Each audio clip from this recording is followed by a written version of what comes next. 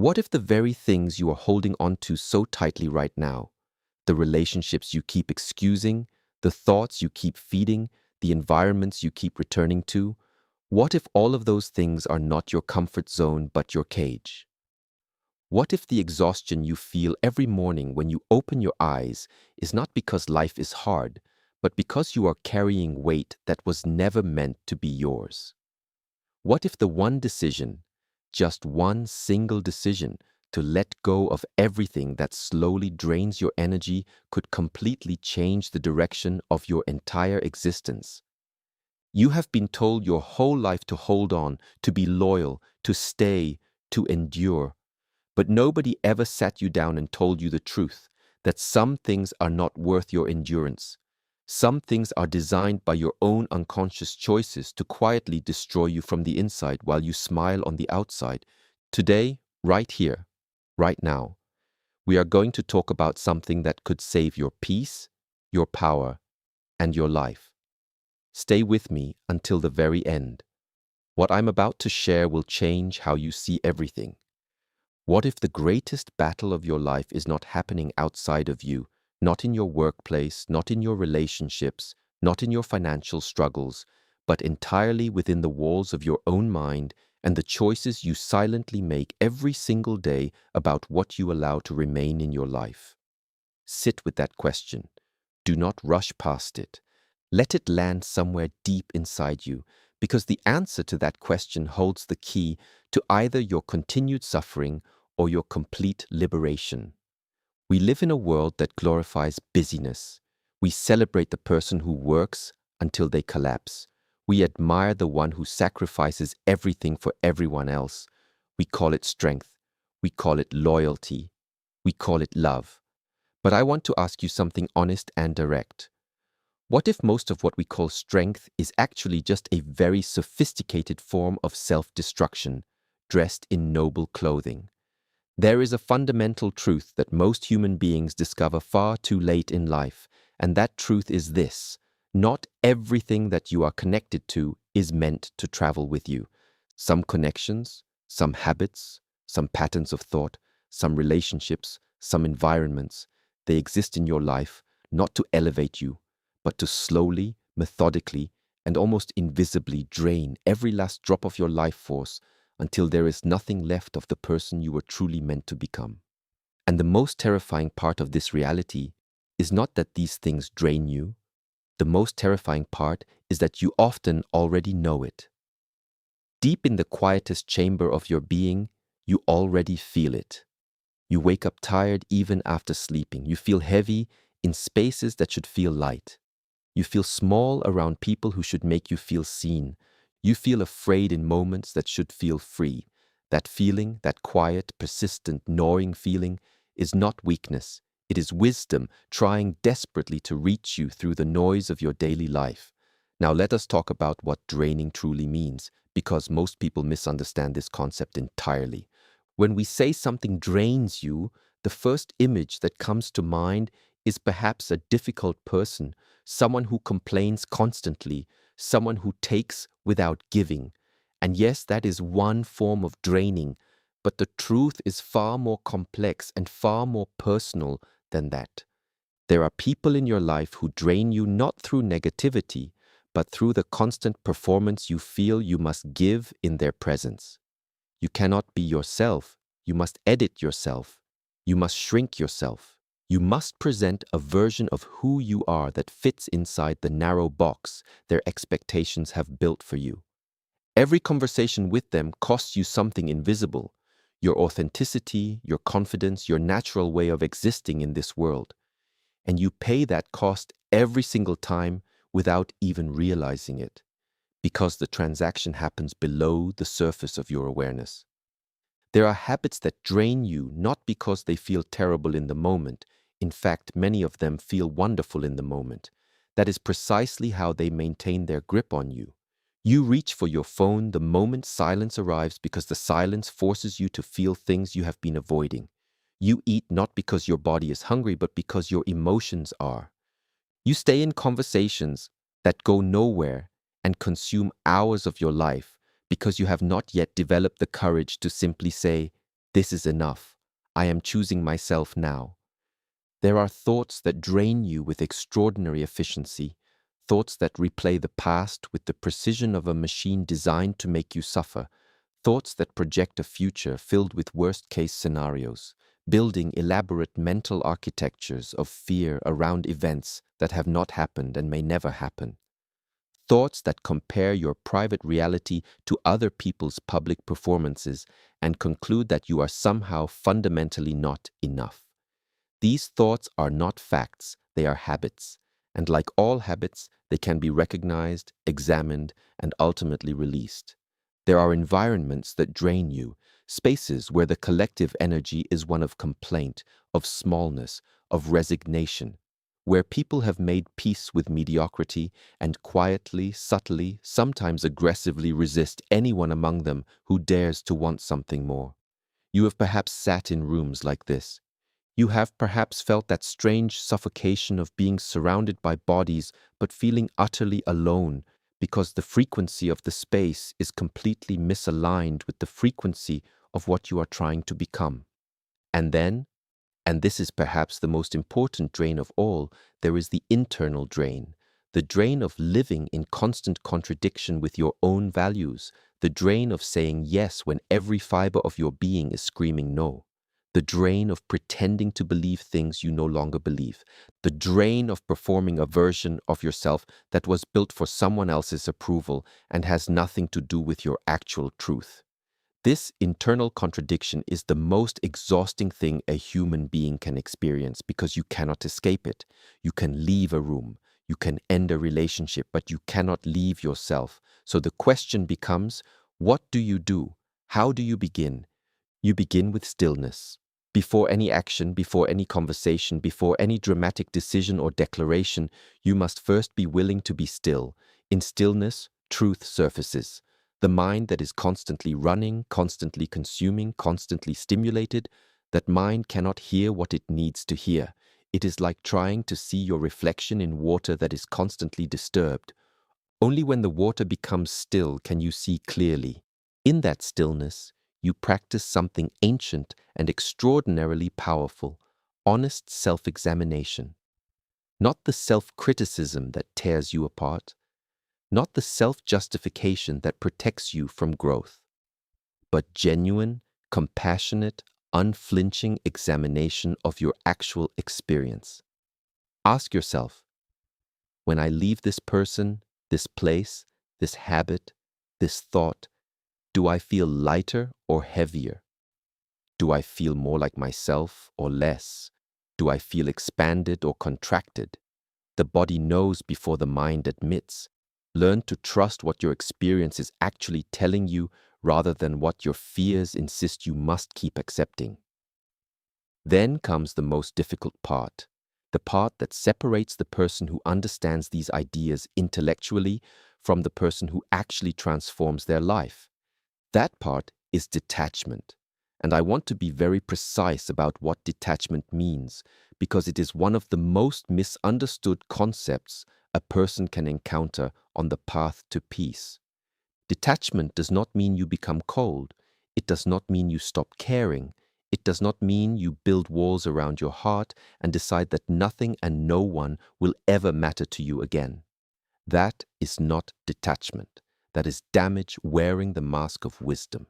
True detachment means you develop the capacity to be fully present, fully engaged, fully alive in any situation without losing yourself inside it.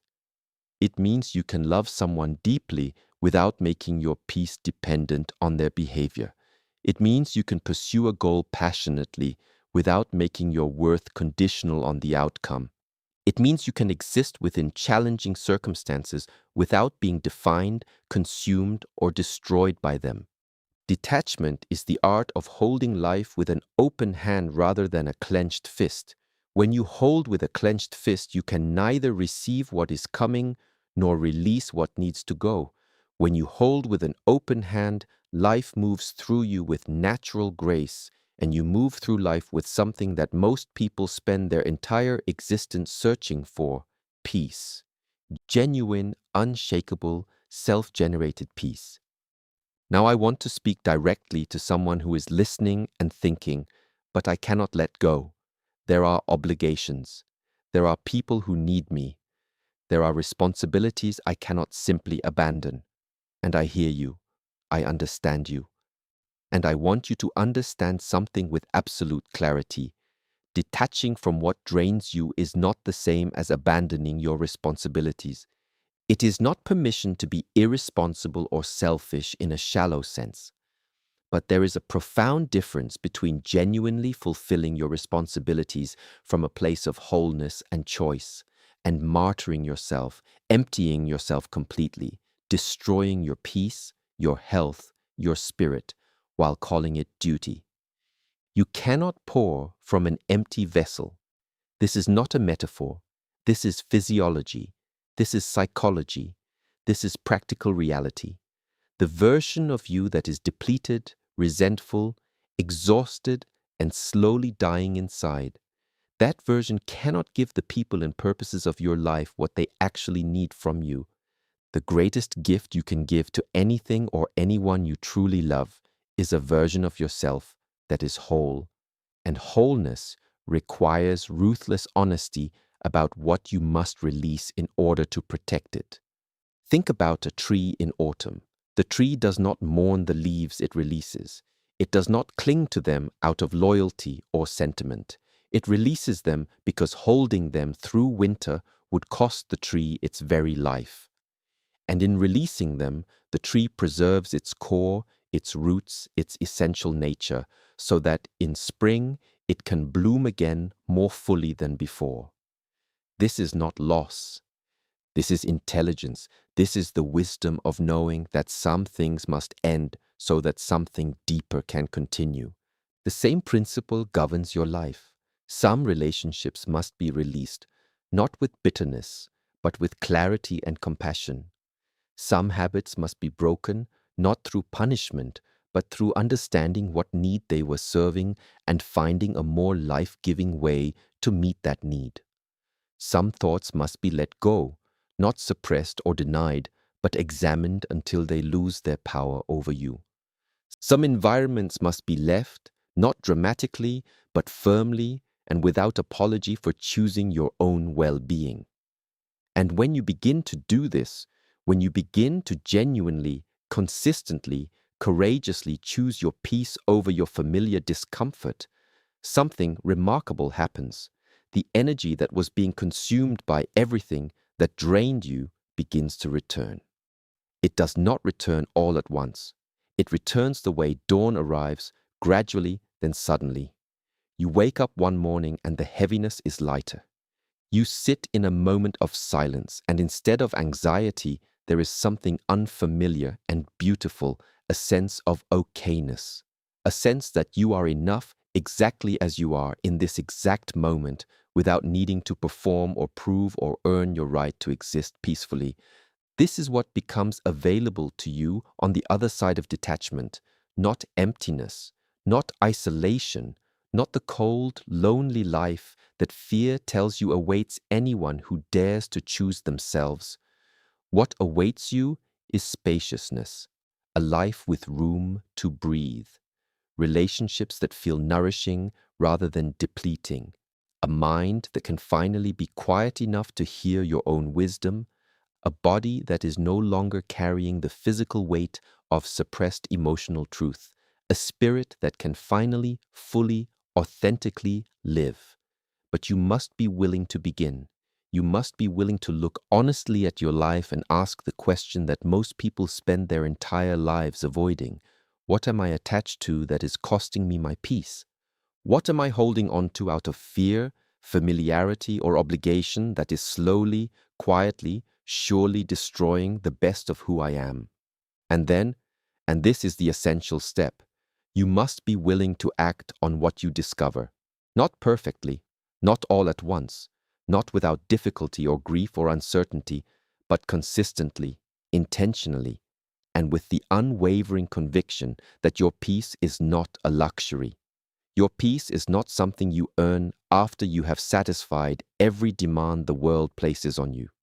Your peace is your foundation. It is the ground from which everything worthy in your life must grow. Without it, nothing else you build will stand. You are not responsible for managing the comfort of everyone around you at the expense of your own sanity. You are not obligated to remain in spaces that diminish you simply because leaving them requires courage. You are not required to keep pouring yourself into situations that will never be filled, people who will never be satisfied, thoughts that will never bring you closer to truth. You are, however, deeply and profoundly responsible for one thing: the quality of your own inner life, the degree to which you protect, cultivate, and honor the peace and clarity that make you fully human.